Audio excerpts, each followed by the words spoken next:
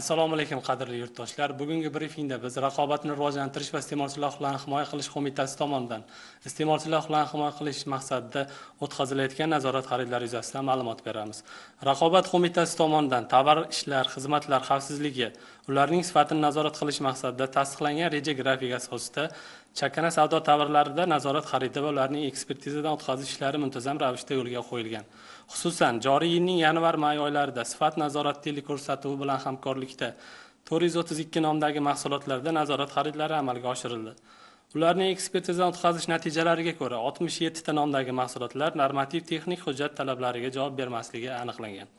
O'tkazilgan nazorat xaridlari davomida 10 ta nomdagi osh tuzi, 3 ta nomdagi kolbasa, 4 ta nomdagi sut va sut mahsulotlari, 4 ta yoqilg'i, benzin jumladan 46 ta boshqa mahsulotlar iste'molga yaroqsiz deb topildi.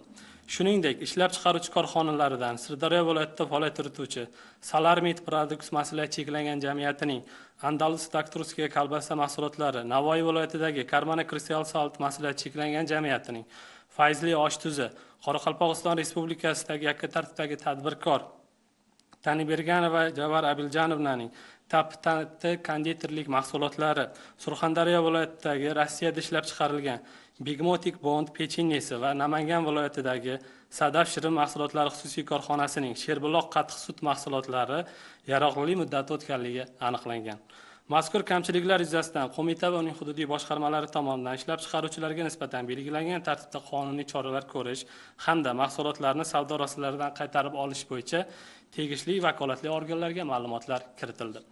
Xususan, qo'mita markaziy apparat tomonidan elektronika mahsulotlari sifati va xavfsizligini texnik jihatdan tartibga solish sohasida normativ hujjatlar talablariga muvofiqligi nazorat qilib borilmoqda. Jumladan, savdo do'konlaridagi 10 ta turdagi maishiy texnika buyumlari xarid qilinib, USTS O'zbekiston ilmiy sinov laboratoriyasiga jo'natildi. Mazkur mahsulotlar texnik jihatdan tartibga solish sohasida hujjatlarga muvofiqligi yuzasidan xulosa berilgan. Shuningdek, qo'mita mutasaddi tashkilotlar bilan hamkorlikda savdo shoxobchalarida sotilayotgan inson salomatligiga to'g'ridan-to'g'ri xavf tug'diruvchi, yaroqlilik muddati o'tgan yoki ko'rsatilmagan mahsulotlarni aniqlash maqsadida tegishli o'rganishlar olib bordi.